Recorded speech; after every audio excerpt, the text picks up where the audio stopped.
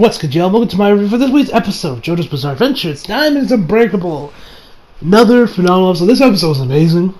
Another Koichi-focused episode. Another two-part Koichi-focused episode, duology, which is... I mean, like, seriously, Koichi? Now, like I said, I'm not complaining about these solo episodes Koichi gets pretty much all to himself, essentially. Because, like I said, he's my favorite supporting character in all of JoJo, and he's probably my favorite character in Diamond is Unbreakable. Although Josuke's probably like a close. I really think Josuke. And I don't know. It's kind of like a toss-up between Josuke and Koichi. It's my favorite character in Diamond is Unbreakable, but Koichi, that man's my guy. So I guess Araki just really likes... I guess Koichi just loves... Or I should say, Araki loves Koichi so much. He's like, you know what? I'm going to give him another focus episode, another focus chapter. Like, I guess Araki must love Koichi. He's probably like maybe it's one of his favorite characters that he's created in JoJo. I don't know. Because that's the only reason I come up with that, why he's getting so many episodes dedicated to himself. Because we haven't seen this much in the previous arcs. Now, yeah, Polnareff had his own focus episodes in Star Wars Crusaders, but that's about it. Crap,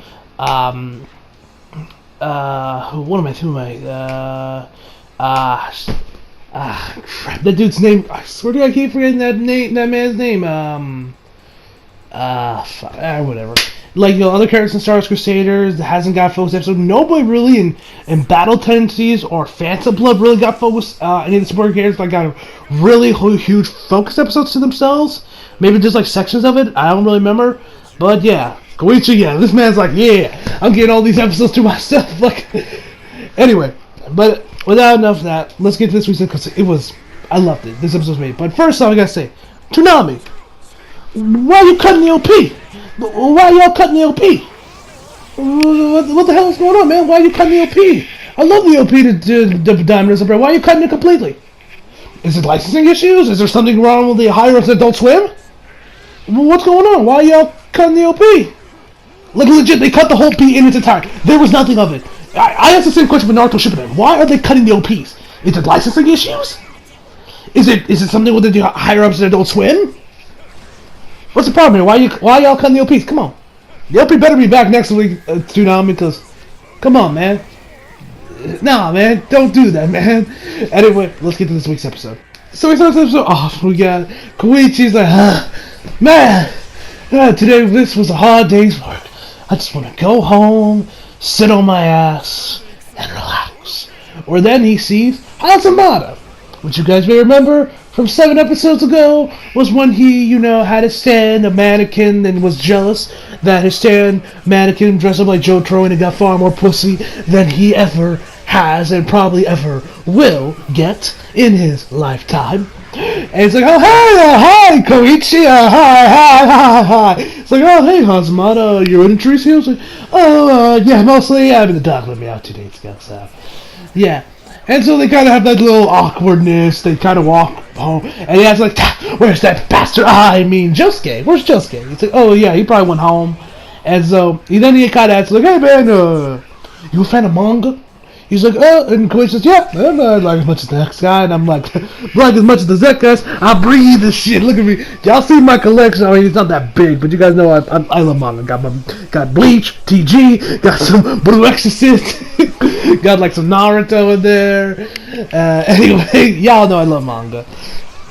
And so he says, "Hey man, are you a fan of Pink Dun or Pink Gun? It was Pink something." Pink Gun, Pink Dun, something along those lines. Oh, how are you, Katie? Of course I do. I love. And he's like, yeah, hey, its manga creator lives in Morio? Are you serious? And then literally Hazamada's hair stands up like he's just gone Super Saiyan or something. It's like, I know. I heard it from some realtors in passing. And so they immediately like, all right, let's go to Kishibe's house, which is the manga artist in question. So they did a little. I like the little transition part before it's done when they kind of fast travel to certain segments. I always like how they did it. So they get to Kishibe's house, and so they're like, okay, man, I can't believe we're doing this. So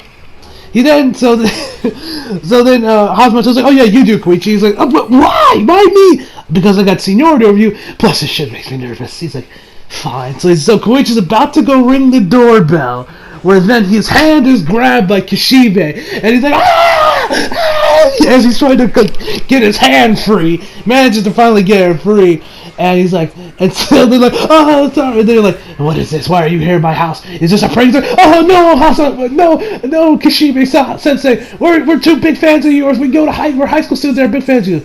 Big fans, huh? I address my fleet. It's like, oh no, I heard it in passing, and I was wondering if you could give us a couple of autographs. It would really make our days. Like, so you're fans, huh? All right.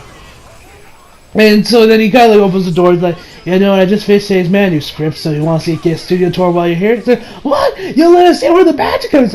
Yeah, sure. I got my shit done, so let's go. And so they go even though he welcomed them inside. Now, okay, this is probably like just a cultural thing in Japan, probably. But they say pardon the intrusion right after he has already welcomed them in. I'm assuming that's just a cultural thing in Japan. That's just like, you know, that's just part of Japan's culture. I'm assuming, because it kind of just feels like out of place. You say like, okay, come in, please pardon our intrusion. He already welcomed you in. This isn't an intrusion. Like I said, that's probably just a cultural thing that a stupid American like yours truly does not understand.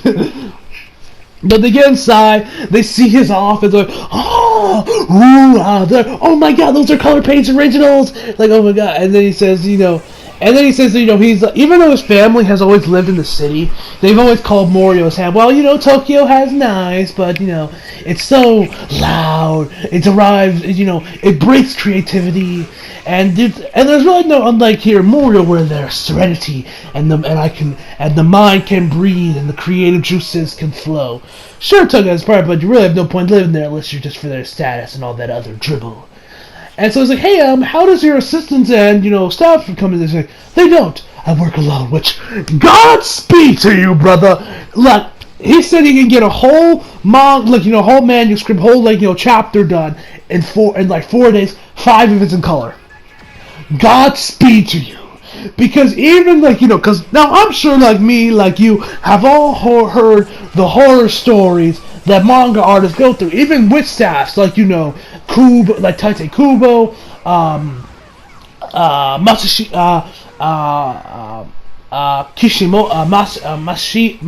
Kishimoto,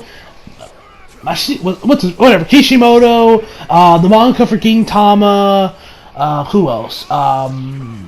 Of course, you know, the manga for Hunter x Hunter, his name is slipping my mind for some reason, and, Togashi, and, other mangas you have heard that you've heard the whole, like, you know, how Kubo had, like, you know, a torn ligament in his right arm. They didn't know until he got an X-ray for it. The manga for Gintama says he's pissing blood. You know, the stuff with Kishimoto. Like, if those guys have full-fledged stats, and keep on, those are the bigger series in Weekly Shonen Jump, and yet you still see the horror stories in this that they go through. So, Godspeed to you, brother, that you can do that all by yourself, and you are not 6 feet under. Because, you know, there have been mangas that have died from this, like the manga for High School the Dead has died, probably due to this. Probably, you know, just overworking himself as a manga creator. Like, you know, this is just that. Like, if you're a manga, you must have true passion for this, cause this is like, it's like professional wrestling. This isn't meant for the weak. So, you know, Godspeed to you, brother, from that. Anyway, Kishibe knows that there's a spider on Hazamada's shoulder, grabs. He's like, Superbia never ceases to amaze me with their bugs and spiders. Pulls out this book that I guess has has a bunch of species of spiders on it. Says what the species is, I don't remember. Says some trivia about it, and then we also get a little bit more about the manga stopper, like, you know, how the stories aren't just thrown together fantasy that they have in their head. It's always derived somewhat from reality, which I'm assuming this is Araki kind of putting himself in there into Kishibe as a character, which, but I was gonna say, Kishibe looks like the most JoJo character design I've ever seen. I mean, you just look at him, he just looks like everything a JoJo character looks like. Like, you can tell Araki had some fun with this guy, and I wouldn't be surprised if he based it off a little bit of himself, since he is, you know, a manga creator. So, you know, he says, like, you know, that they're based off reality, which is actually kind of true, because the mangaka for Berserk said in an interview, I remember Chibi posted a video about this, where that actually the Golden Age arc was based off of a high school friendship he had.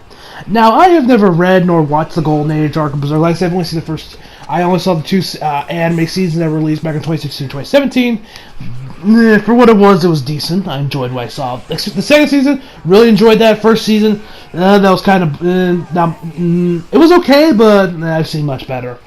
That was also when I was first starting to get into seasonal anime. Anyway. And so he said, like, that... So, when I heard that, I'm like... Because like I said, it's based off a high school friendship, and like I said, I have never watched that arc, but I do know, like, the one huge controversial part that everybody knows, the scene between Casca and Griffith. That's all I'm gonna say. So all I gotta ask you is, dear God, what happened in high school, dude? Were you cheated on? Were you betrayed by a friend? Like, what happened in high school that led you to come up with that? Should I be concerned? Anyway, so that was some interesting trivia. And so, he's like, the way a spider's silk solidifies once it's exposed to air. But what happened? So then he just stabs him like a box cutter through, like, it's, I don't know, like the bottom part of it where the webs come out. So he just stabs. He's like, I'm curious about the way how a spider squirms as it knows it's seconds away from intimate death. And Koichi says, that's barbaric. Silence! I did not ask for your opinion, amateur. It's like, I wasn't voicing my opinion. Sorry. Very well. He's like, you two said you want some autographs. I'll go see if I can find a pen downstairs, and also grab some tea while we're here. Oh, you don't have to do that. And so this is when Koichi kind of gets like this bad feeling, and he's like, I don't know, man, I think it's time we should leave. I got a bad feeling. I don't know what it is, but I just got a bad feeling. He's like, you think it's a sand use? No. I just have, my gut is telling me to just get the fuck out of this house. And they're like, all right, we'll leave. But after this, and he points to the manuscript that he just finished, which has the Shueisha logo on it. So the character we saw last week was indeed the sand user we were going to see this week, and also next week's episode.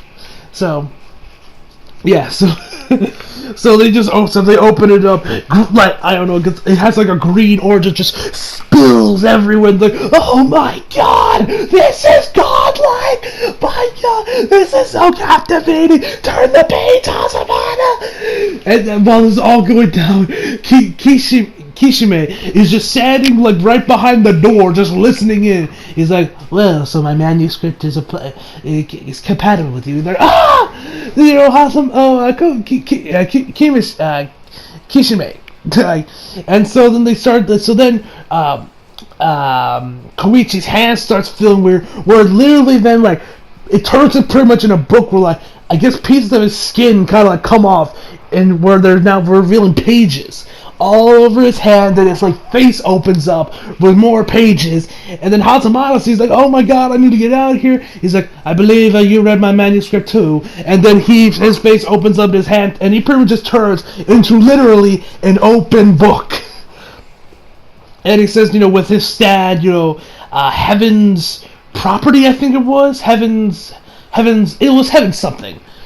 And so, he's like, don't worry, my stand won't hurt you, so there's nothing. So then he starts literally reading the pages to get an idea to help him out with his manga. Because, it gives him 100% accurate, so it's better than an interview, so it's like he was actually there. And starts reading Koichi's backstory. And he's like, so you have a secret ability you're hiding, huh? And talks about, reverb. Talks about, stands a little bit, reverb, Josuke,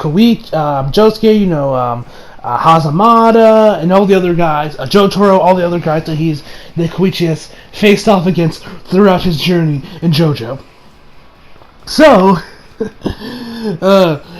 he's reading it, then Haza gets, so after he's done reading Koichi, he's like, that's it, I'm going to attack, because he said, that he's a very timid person, people often purposely disrespect him, but when push comes to shove, Koichi is willing to, fight back, which we have seen time and time again throughout the series with Koichi, you push him too hard, he's gonna come at you. So it's like, that's it, I'm warning you. He starts bluffing, telling him that he's gonna attack him with reverb. It's like, fine, try me, try if you dare, and then he hits him, but he misses. He tries again, he misses again. And they're like, well, dude, why is your aim so and Hazamada's asking, like, bro, why is your aim shit? And where we find out that actually one of the pages he had, that Koichi had within him, he actually wrote, will not hurt Kishime.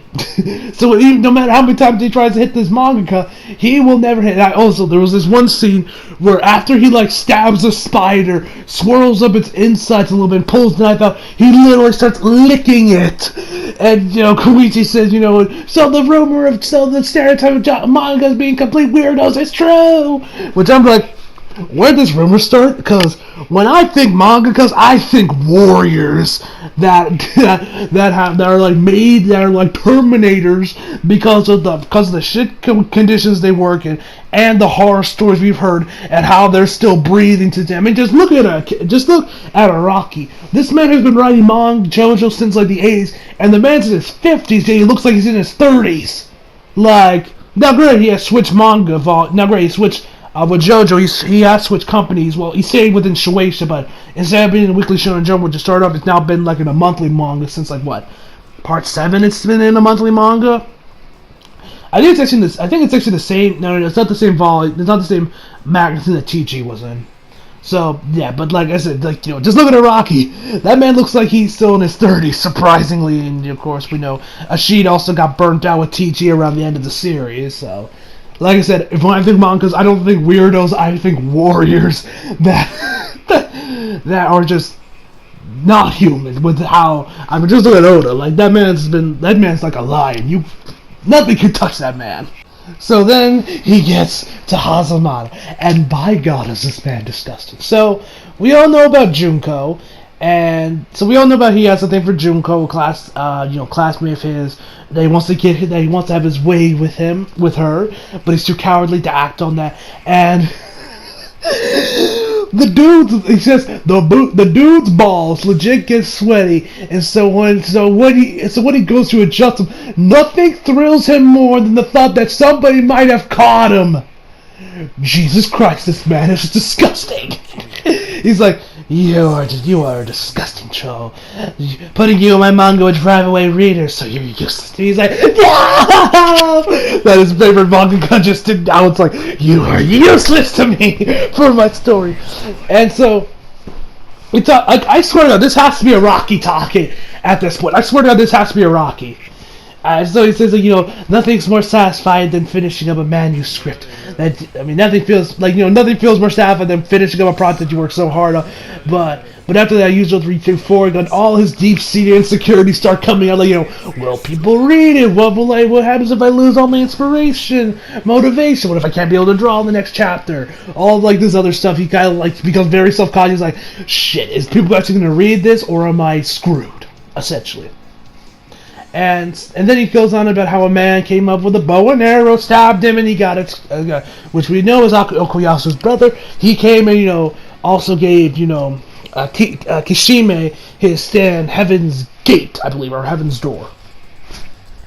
And so, right after, so then he rips out a page out of Koishi's face or whatever, rips out, like, I'm gonna put you in my new manga! And then, literally, right out there, it jumps cut to, like, both Koichi and